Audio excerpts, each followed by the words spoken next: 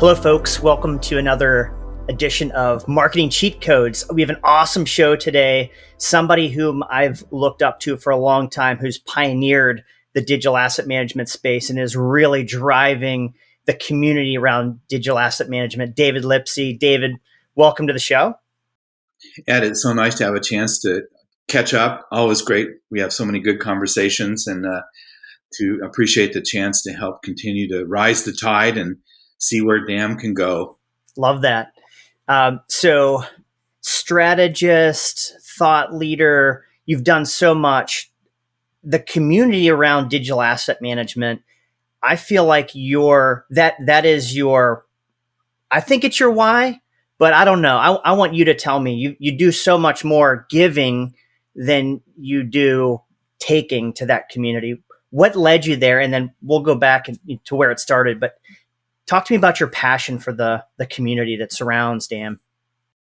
Well, I think it's been such a privilege to use that proverbial phrase, a little bit of present at birth, and then to see an unfolding of an application like this that has such a myriad of meanings, and to convene community around that.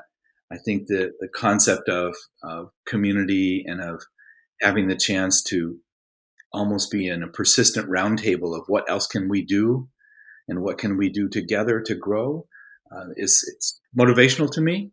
That, coupled with a high tolerance of ambiguity, has really helped. And as the embrace of digital continues to find boundaries that change so much, I enjoy that.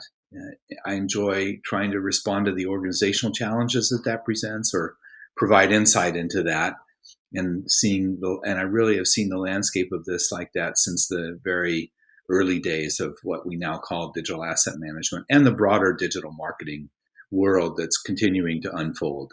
That's awesome. I want to unpack a lot of that, but this is Marketing Cheat Codes. Have you ever played video games in the past, or any gaming experience that you want to share with the audience? We typically do that on this show. I think let's see. While I've been involved with software for a long time, I never particularly took to video games, other than trying to unpack how all the digital assets were in them, and how would you get a branded product, a box of cereal or a can of soda pop, into a video game. But boy, did I like pinball. And I still like pinball. So while I didn't particularly engage in the cheat codes for that, I always used to try to figure out how far could we go before we hit tilt. And I think that's a version of a cheat code, and understanding what the bonus structure was. Like, you mean I can use that piece of content 16 times instead of only one? Or I just got tilt because I just had an executive say to me, "But David, we already did metadata." So it's, speaking of tilt. So that's also pinball. Yeah.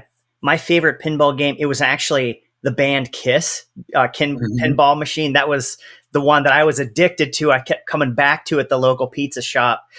In gaming, in game design, game theory, they call that the core loop. And I feel like that's so applicable to marketing.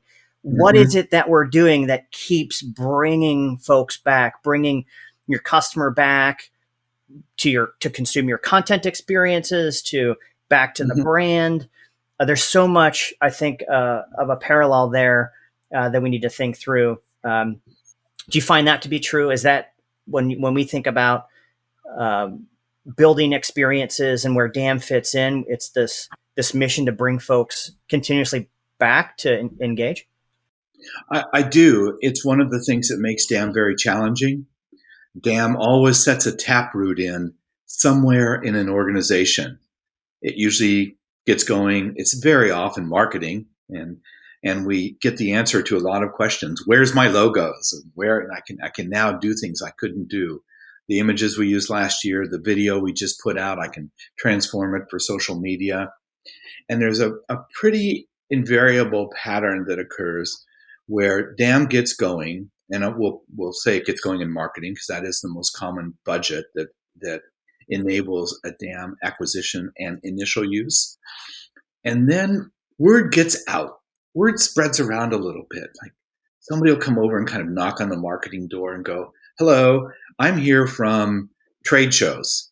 And we'd like to use, don't you have someplace we could start keeping all of our stuff?" And the marketing department, that's pretty close by. Trade shows, maybe it's in the same P&L. So dam gets used for something else. And then fairly predictably, Ed, there's another knock on the door that's like the stranger coming to town. And sometimes it's the archivist who says, "We've got our corporate archives. They're in a traditional box and shelf archive. We need digital access because we're starting to use our legacy assets in our marketing campaigns." And it could be buildings and grounds. A great use case for DAM about how are things supposed to look if there's repair going on. What better place to keep the repair records than in the digital asset management system? One source for our content. And at some point, and this is occurring a lot across the enterprise landscape right now, we need a cheat code that helps a company come to realize that the organizational reporting line is fracturing. And that wonderful taproot, and we're hearing now from CMOs who say, "Wow, DAM is doing what I want it to do. We've got better agency workflows, we can do our campaigns, we're getting reporting, but I'm not here to manage the archives. It's not my budget. I love our archives, but this is an organizational change management issue." And one of the landscape issues going on in DAM right now is the transference of the reporting line of DAM somewhere else.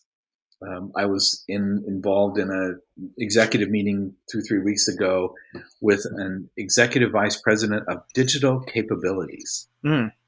What a great job title. That's a very cool job title. It was so neat, and it was indicative. He happened to report up in the same where the CIO is parked, but this was not taking care of email and the security, electricity, and stuff like that. This was, what does this kinetic, dynamic, changing world of digital mean for our customer enablement and our internal workflows and our manufacturing? And looking across the spectrum horizontally like that, that's a tough organizational nut to crack. Absolutely. I think you hit on something that is just something that needs to be demystified, which is DAM is not just marketing. It's not just a place to park marketing content assets. It's the whole, and it's an enterprise organizational initiative now where you've got these new roles emerging, which can oversee the organization, digital capabilities for the entire enterprise. That is where we are today. I think it is exactly where we are today. It's a hard role to govern, to figure out the compensation, to figure out the governance, but it does place DAM, I believe, where it should be, which is this is an enterprise application layer. And it occurred to me when I finally figured out what the heck this was, or I thought I did, that there's no end zone with this. It's a persistence of exploration. And I long ago had the idea that if we really do our job right in DAM, it's going to be like the hot water boiler and the cold water thingy down in the basement of the building. And that's where DAM should be. It's down there like electricity and hot water and cold water and heating or wherever all that stuff comes from. And if we do it right, somewhere up on the 8th floor, Ed, there's somebody who's the CMO going, "Look, I got all my marketing assets." Then on the 9th floor, there's somebody who's running manufacturing and product development. On the 10th floor, there's corporate social responsibility. On another floor, there's the archives. And they each have control over that thing down in the basement. So it's in high conformance to their workflows, their idiopathic needs. But it's infrastructure. And digital currency is infrastructure, just like pennies and nickels and dimes and quarters and an occasional half dollar. And I believe we need that kind of behind the wall system of management to have that at the ready for anybody anywhere with an understanding of risk and risk mitigation about it. That's awesome. It's almost, DAM is a utility. It's a service. It's a utility. You turn that switch on and you've got access, you've got control, you can have compliance, you can find, it's always on, it's around you when you need it, and it's at your fingertips. I think I like that phrasing, and it's DAM is subservient to what's going on in marketing, whether it's a website, an email campaign, e-commerce, whatever that might be. DAM should be subservient to manufacturing workflows. DAM can help to drive product development and all kinds of things that are early on, where DAM can be helping with the traveling of, say, information that ends up in smart labels. I love smart labels and the workflows, but DAM should just be a shadow behind the scenes there and work in support of our customer enablement, or if we're involved in the worlds that measure their impact by services offered. I call them the mission and mandate industries or sectors. Sectors. The Goodwill and the Red Cross and the Nature Conservancy and religious organizations, governmental organizations who don't make their mark and measure in life by profit and loss, but by people who are served. And DAM needs to, I believe, be with equal resilience and presence, helping that part of our world, which we all care about so much. Absolutely. I've heard some visions for folks at various, the Nature Conservancy, a Aprimo customer. I'm massively inspired by them, their missions. The common element is we've got a mission, we've got a story to tell, we need content to do it. We need to have capabilities across our mission, serving up content. And I like how you position it as, and I've heard folks call it this, I don't necessarily call it this, but where they want to get to is DAM as a service. It's a service that goes like to any of the endpoints you just mentioned, that it's centralized, stored, managed, tagged in central location, but then can go anywhere your mission needs to go, the stories you tell, the channels you tell them through. And I think it's the opportunity DAM has to work in service of whatever organization it's in. DAM is a restless application, and it's one of the things that makes it difficult to manage and difficult to absorb organizationally. When DAM is approached as an enabler of a professional who's got a persistence of curiosity, DAM is a curious application. It's looking for new digital file types. I don't know if you read the story about the new bass hologram show with Whitney Houston. That I didn't see it. I didn't hear that. No. Got going again in Las Vegas a couple of weeks ago. And this follows through technology that a company called Bass Hologram has created that takes deceased artists and through an arduous workflow of rights clearances. Sure. Speaking of issues, yeah, gets the choreography, the costumes, the songs, the rights adjudication, the correct royalty adjudication, and creates a remarkable hologram. Wow. Started with Roy Orbison was one of the first ones, and there's Roy Orbison with the Los Angeles Philharmonic. Wait a minute, he's dead. And that's unbelievable. I got to see that. Look up Bass Hologram, and the Whitney Houston teaser piece, about 30 seconds, is wonderful to see. And let's remember, as a digital asset, that means that someone's managing software, not an image, not a drone footage, not video, not graphics, software. In addition, the kinds of repurposing that software has is the DAM system should hold the procedures manual for when that show travels, because the musicians are live. The staging is, there are people in the audience, there's staging, there's programs, there's merchandise, and then what do you do with the lighting and the sound and everything? So what's that, Ed? That's a style guide. Mm-hmm. What did we do in the first 3 years of DAM? We did style guides for all the studios. And this is a 2022 version of a style guide. It's the same thing as taking sports content and getting the referee or umpire training material. Okay, if the ball hits up there, it's a home run. If it hits down there, it's just a double. And we take and we slice the content for multiple purposes.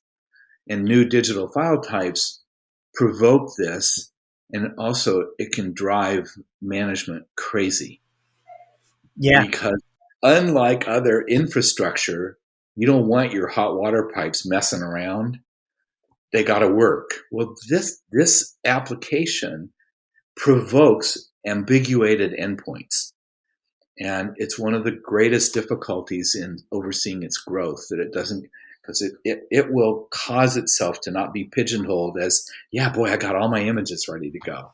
That's really, so I like how you describe, DAM is restless. It wants new file types. It wants to be neutral to file types. You shouldn't have hard plumbing, so to speak.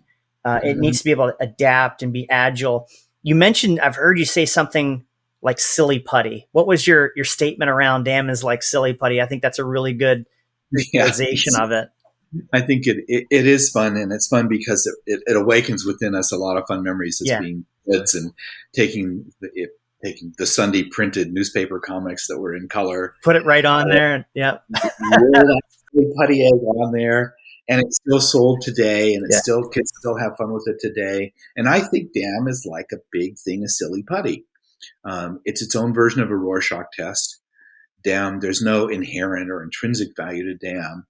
While it has, I believe, the same level of auditability and severity as our ERP systems do, as SAP or Oracle Financials, as payroll, DAM has that level of sobriety to what it should be doing for managing digital currency.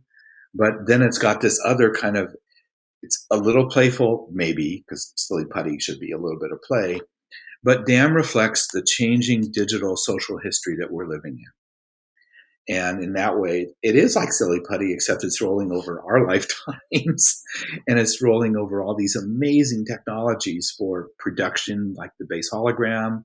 Look at the e-commerce, the boundaries of e-commerce today, and then picture just in the near future, electronic shelf labels at grocery stores. Mm-hmm. And right now, with me in DC and you in Pittsburgh, if we go to the grocery store, those shelf labels look like they did when we were playing with silly putty at a very young age. And you're thinking, wait a minute. Okay, it's got a UPC code. Okay. But the capacity to have electronic shelf labels, tie that into a picture of the product itself, then tie that into what's the most frequently asked question at the grocery store? How much does it cost? What are the ingredients? Okay, you're not there yet. Where is the fill in the blank? And people are walking around a grocery store in a digitally connected world like we live in, where they know where everything is. There's an electronic planogram for the entire grocery store. But can you name a store that you've gone into and you've been able to just have the doodad and say, oh, I need cornstarch, or something slightly obscure? And there's always something like that on the grocery list once a month. Well, this to me is DAM helping to complete that circle, and me being able to find that, connect into the grocery store. It's a aisle 6. This boundary zone where and that is absolutely going to happen, and DAM will be central to it. Yeah, I've always been the victim of, this is why I don't do a lot of the grocery shopping, because it takes me 5x longer. I think, if I'm going to get cereal, I think I know where that cereal aisle is, but these stores are so smart now. They're moving aisles around and changing, because there's like a science also within the store of pathways with people. It's why they were putting like the milk in the back to force people to the back to go buy more. But I think, with these new emerging digital capabilities, then that whole shifting of the design of the store can be done digitally now. I'm sure that saves a ton of money too, and get the same economic outcome. The same economic, and also a sense of enabling a what would we call it? A digital experience of kind of empathic to a lot of the ways we shop. So right now, if we go look up a recipe, and you and I are going to cook something for Thanksgiving, and we looked it up, there's all kinds of recipe sites that generate a grocery list.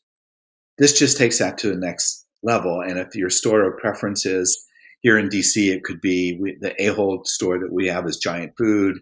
There's a Wegmans here, and others. But each of those, if we're on their parochial sites, will generate the grocery list. No idea where the stuff is in the store.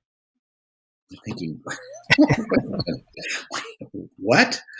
So just as one little particular example, and we pulled this silly putty ad to smart labels, one of the most fun and interesting aspects where the ingredients are there and someone can self-service, follow a smart label and find out, wow, where's that vitamin C come from? Is it plant-based? Is it from shrimp bodies? Is it from pig knuckles? And like, oh, I want a vegan-based vitamin C in my food product.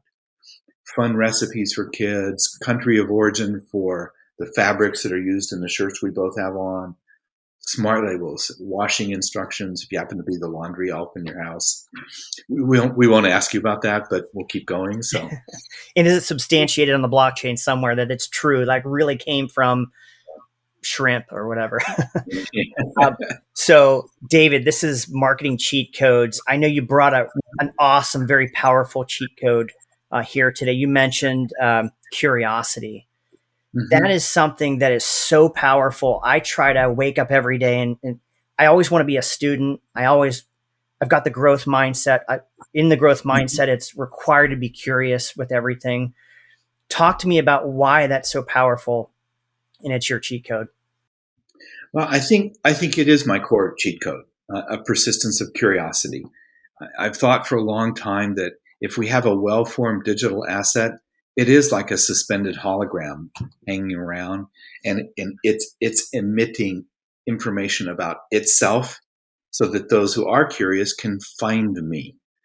And I think just unpacking that in terms of, wow, how do I manage that? Well, it means if I'm looking at metadata and there's street slang for a product that my company's bringing to market, I have to be sure my prospective customers who I'm marketing to or are coming to me finds, we'll call them street codes, for something, a slang term for a tennis shoe is a classic one, or a recipe that gets hot, a meme that gets hot. And I need to know that on my kind of suspended object up there that's emitting find me information, that I've got a workflow that allows me so that when there is a curiosity in the marketplace translating to a sales opportunity, that I'm able to embed that in DAM. I think accommodates a lot of has a willingness to accommodate that. And it is a wake up in the morning and think, what else can this do? It makes it hard to manage because we need the staffs who know how to manage it. One of the things that mitigated against DAM's growth is that it was seen as the library. Right. And typically we have exquisitely educated professionals in library and information sciences. They're generally not, as a rule, drawn to change management and the dialectic of organizational change as a career path. But that's also what this is, especially as it's grown. And I think some of tracking the history of DAM has suffered because of that, where management, and this is something that boy, Ed, if we could go on a roadshow and bring a bunch of people with us, I'd have the flying wing after the business schools.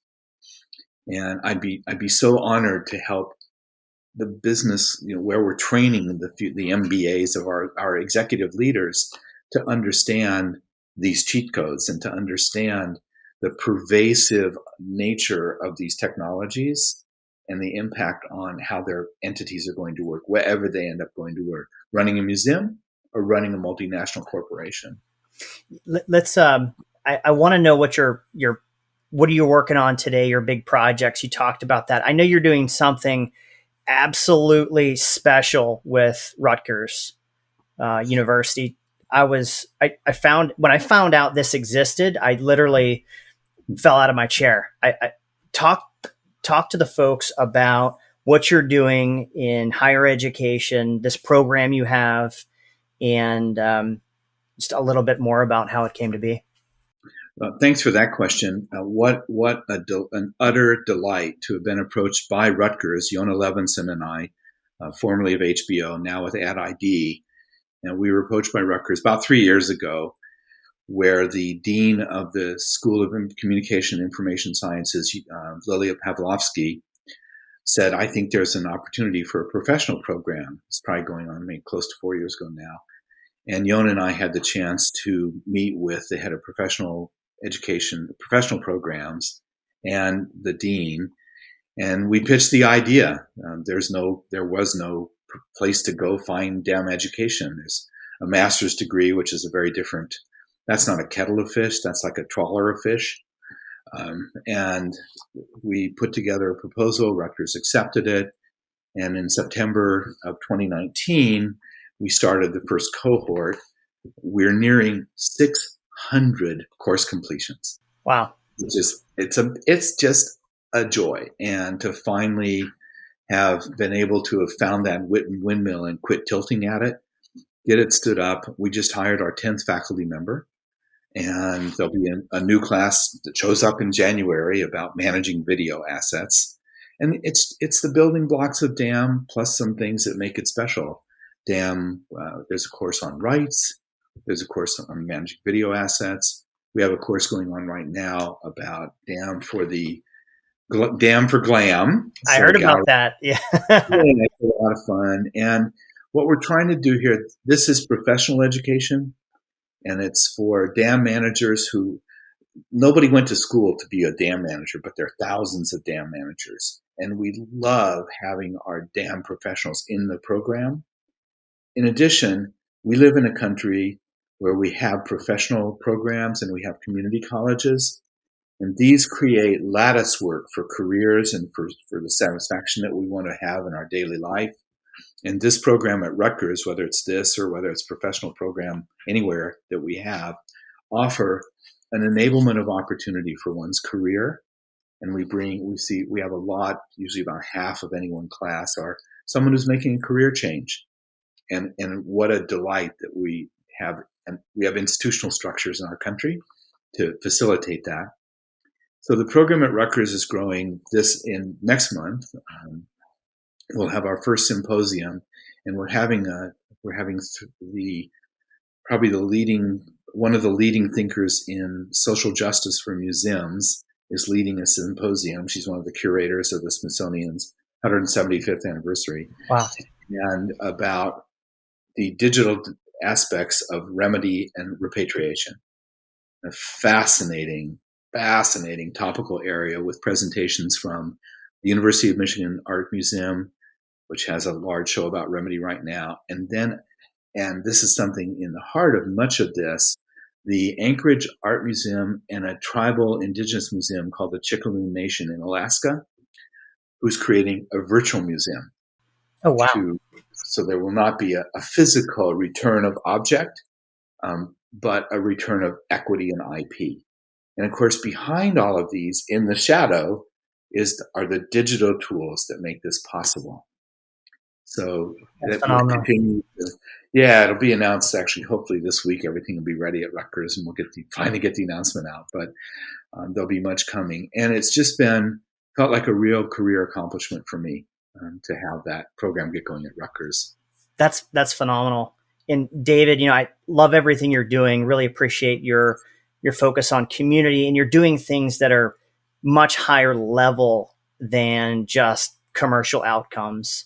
And that's to be admired. So I want to thank you so much for coming on Marketing Cheat Codes. How can folks get in touch with you? I know Google will find you. Your works are pretty much foundable anywhere. But for folks who want to reach out and get in touch with you, what's a good method to do that? probably the best thing, and it's not too hard to the geometry of this is not nearly as odd as digital asset management. But I started something called the Center for Advanced Studies in Digital Asset Management, or CASDAM. I've got the maturity. I'm looking at the capability model right here. It's phenomenal. Go for it. It is the keel that can set an organization's, where's the clipper ship going to go? The DAM capability model is just what you need. And so it's david.lipsey@casdam.com, CASDAM. And there's some fun things coming out this coming year that will continue to amplify a better understanding of talent management and career direction for the many thousands of professionals who are earning their living in our worlds today. And that's CASDAM's 2022 mission, is to let's get HR and talent management involved in this so that we have a more solid understanding of the compensation models that should bring appropriate reward to professionals who are earning their living in the worlds that we're talking about, and not have this grounded in what a school librarian was paid in 1964. And, we're going to bring an end to that. Elevate it. That's beautiful. Yeah. Wonderful. David, thank you so much for coming on the show, sharing information. And we're going to make sure our audience gets the model and gets access to your wonderful works. Thank you so much. Great. Take care, Ed. Have a good holiday. You as well.